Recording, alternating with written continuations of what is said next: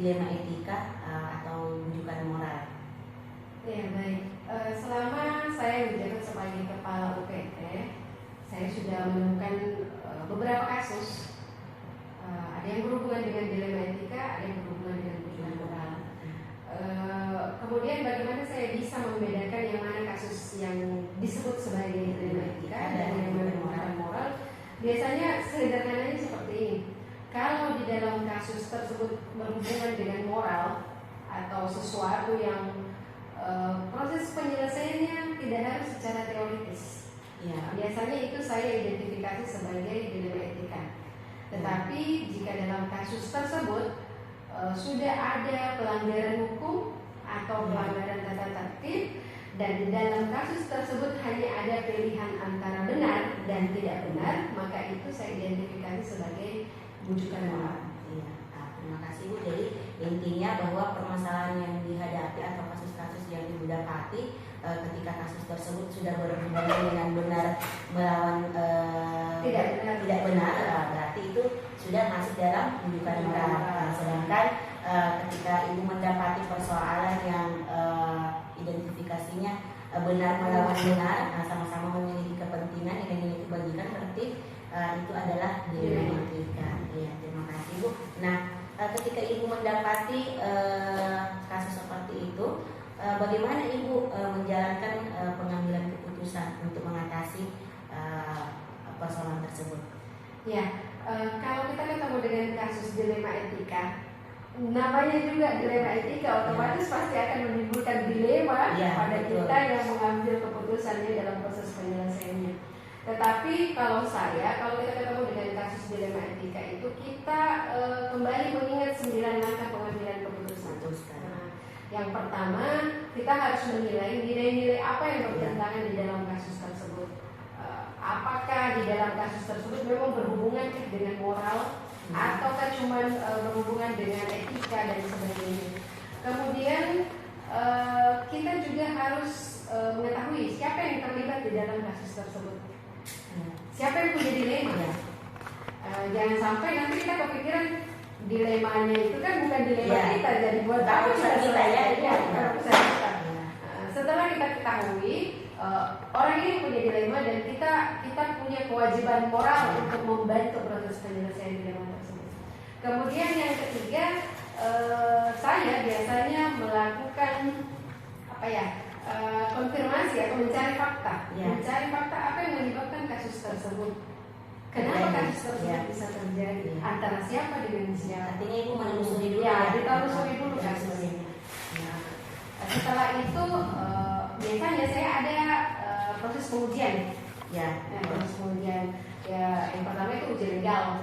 Kalau memang tidak ada hubungannya dengan hukum, berarti fix dia adalah dilema etika dan kita proses penyelesaiannya harus berdasarkan penyelesaian dilema etika, berdasarkan berdasarkan paradigma. Kemudian ada beberapa lagi uji-ujinya, ada uji publik, uji intuisi dan sebagainya. Kemudian setelah ada proses uji dan ternyata memang kasusnya adalah dilema etika, kita harus menentukan dilema etikanya masuk di paradigma apa? Betul sekali. Apakah dia individu melawan masyarakat? Apakah dia keadilan melawan masyarakat? Kemudian banyak terjadi kan seperti itu Ibu, kasus-kasus yang melawan keadilan melawan masyarakat. Apalagi kita sebagai seorang guru, tentunya kita selalu berpihak kepada kepentingan murid. Kalau sudah berbicara tentang kepentingan murid, otomatis sebagai guru rasa kasihan kita yang mendominasi. Tetapi di sisi lain kita juga harus adil. Iya, betul sekali. Di situ dia dilemanya Ibu. Di situ dia. Biasanya kalau sudah ketemu dengan paradigma, pasti kita temukan dulu resolusinya. Betul. Model berpikir apa yang kita gunakan? Apakah dia berpikirnya berdasarkan peraturan, atau berdasarkan hasil akhir, atau berdasarkan rasa peduli? Jadi tergantung ya. Tapi yang biasa Ibu temui kebanyakan yang berbasis apa Ibu? Saya biasanya mengkombinasikan. Ada dalam satu kasus misalnya saya pakai berpikiran berdasarkan peraturan, tetapi juga mengikutkan rasa peduli. Karena sesama manusia kita harus paham. Selalu pakai diri. Selalu pakai diri. kira-kira ketika Ibu mengambil keputusan tersebut, langkah-langkah atau prosedur yang digunakan seperti apa?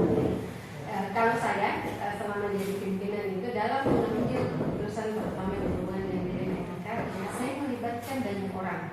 Karena saya berpikir begini, sebuah masalah, apalagi dia berhubungan dengan dilema etika, ketika kita melibatkan orang, ketika kita berkoordinasi dan bekerja sama, ya, koordinasi dan kolaborasi dengan semua pihak yang ada dan mengetahui tentang kasus tersebut, insya Allah saya yakin bahwa proses penyelesaiannya bisa memberikan hasil yang baik buat semua.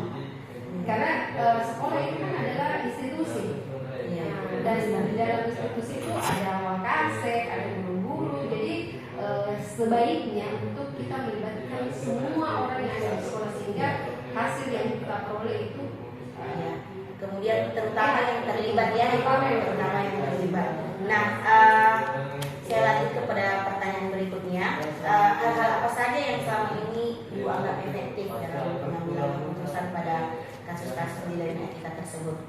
Yang paling efektif itu adalah itu tadi ya, koordinasi dan kolaborasi. Kita melakukan diskusi ya, intinya koordinasi dan kolaborasi. Di samping itu pula, kadang saya melakukan pendekatan secara personal. Orang-orang yang terlibat dalam kasus yang dilema etika itu biasanya saya hadapi secara pribadi dulu. Tujuannya supaya saya pendekatan persuasi, pengenalan dengan orang yang terlibat langsung dengan kasus tersebut, sehingga kita tahu apa yang menyebabkan kasus tersebut terjadi. Harus ditahu dulu motivasinya ya, itu sampai terjadi seperti itu. Betul. Dan biasanya setelah itu saya mengambil yang namanya opsi trilema.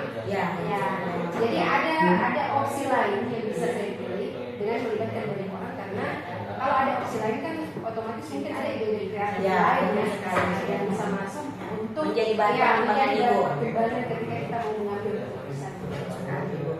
Nah, Ibu dalam penyelesaian masalah seperti ini, apa Ibu sudah menjadwalkan atau punya jadwal khusus? Kemudian Ibu menjadwalkan tempat penyelesaian di mana, waktunya kapan, apakah dilakukan secara berkala atau bagaimana? Ya, mungkin Ibu bisa menjelaskan. Kalau saya pribadi, kalau jadwal khusus sebenarnya tidak ada. Kita dalam proses penyelesaian masalah itu semua berproses secara alami. Semua diselesaikan tanpa ketika ada permasalahan.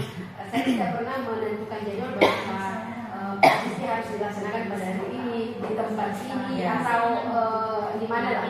Dan jelasnya ketika ada masalah, kita melakukan dimanapun kita berada. Tidak harus berada di kantor ya. Jadi untuk jadwal yang secara tertentu sebenarnya saya tidak. Jadi intinya ketika Ibu mendapati kasus dilema etika di sekolah Ibu langsung menyelesaikan, kemudian seperti tadi Ibu bilang tidak ada jadwal ya, tidak ada jadwal. Jadi semua bergantung pada kasus yang terjadi, ketika terjadi langsung diselesaikan. Nah, apakah ada seseorang Ibu atau faktor-faktor yang selama ini mempermudah Ibu dalam mengambil keputusan dalam penyelesaian dilema etika tadi? Kalau saya tadi, faktor yang paling mempengaruhi adalah adanya kerjasama dan kolaborasi tersebut, karena dengan banyak berdiskusi dengan proses kolaborasi tersebut, masalah lebih mudah untuk diselesaikan, dan biasanya ada banyak solusi yang masuk, yang bisa menjadi bahan pertimbangan buat kita mengambil dan seseorang itu pastinya yang terlibat dalam kasus tersebut. Dan kita melibatkan misalnya wakaseknya, otomatis kalau masalah pembelajaran wakaset juga turut andil untuk mengetahui ini yang terbaik, ini yang harus dilakukan. Jadi orang yang biasanya membantu ya yang dilibatkan adalah wakaseknya Ibu. Kemudian mungkin juga guru-guru dan yang terutama adalah yang terlibat. Kemudian dari semua yang telah Ibu sampaikan tadi, kira-kira pembelajaran apa yang dapat Ibu ambil sebagai pengalaman dalam pengambilan keputusan? Hal yang dari pengalaman saya menyelesaikan permasalahan baik itu dilema etika ataupun kasus-kasus yang lain, saya tiba pada kesimpulan bahwa segala sesuatu permasalahan itu bisa kita selesaikan dengan baik kalau kita berdiskusi dan berkolaborasi dengan semua pihak yang terlibat atau semua pihak yang mengetahui kasus tersebut. Karena kalau cuman saya sebagai pimpinan yang mengambil keputusan, kita tidak tahu ya. Mungkin ada pola pikir atau pola pandang yang berbeda yang mungkin akan lebih baik kalau kita bahas bersama dalam pengambilan keputusan.